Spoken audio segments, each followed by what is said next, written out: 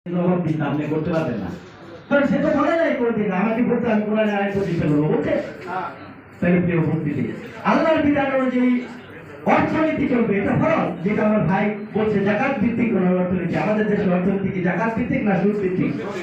সুদের পাপ হচ্ছে আল্লাহর সাথে যুদ্ধ ঘোষণা করা, এটা হারাম। যে আল্লাহর রব, আজকে যদি আমরা যারা চাকরি করি, আমাদের চাকরি করা দরকার নাই, ডক্টর ইউনূস যদি আজকে 15-20 আমাদের বলে বসি এই নাও তোমার এই গিফটটা দিলাম আর তুমি আমার সাথে নিয়মিত ফোনে যোগাযোগ করো, কথা বলা, আমার কি খুশি কেউ হবে? অনেক খুশি হবো আমরা। সেম কন্ডিশন, যে আল্লাহ আমার রব, সেই রবের সাথে আমরা যুদ্ধ ঘোষণা করছি। সেই আল্লাহ আমাকে রোজার প্রতিবাদ নিজ হাতে দিবে, সবাই তো বুঝতেছি।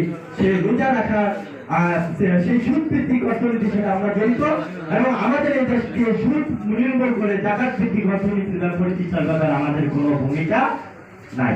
আজকে যদি এই সমাজে জাকাত ভিত্তিক অর্থনীতি থাকতো, এদেশে কোনো গরিব মানুষ থাকতো না, এই দেশের মানুষ কোনো না খেয়ে থাকতো না। আজকে দেশের মানুষ চিকিৎসা নিতে গেলে লক্ষ লক্ষ টাকা খরচ হয়। আমার মতো গরিব মানুষ, আমার ছেলেকে, আমি নিজেকে চিকিৎসা নিতে পারি, একমাত্র ধনীরাই পারে।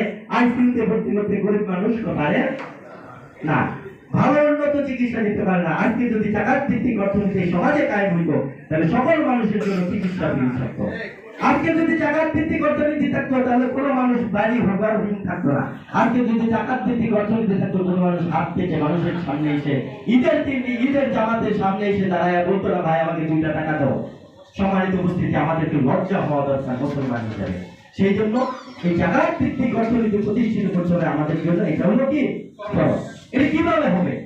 এটা একা ফেরেশতারা করবে না, এটা শুধু নবীর যুগের মানুষের জন্য না প্রিয় ভাই, এটা সকল যুগের মানুষের জন্য। এই জাকাত ভিত্তিক অর্থনীতি সকল যুগের মানুষের জন্য।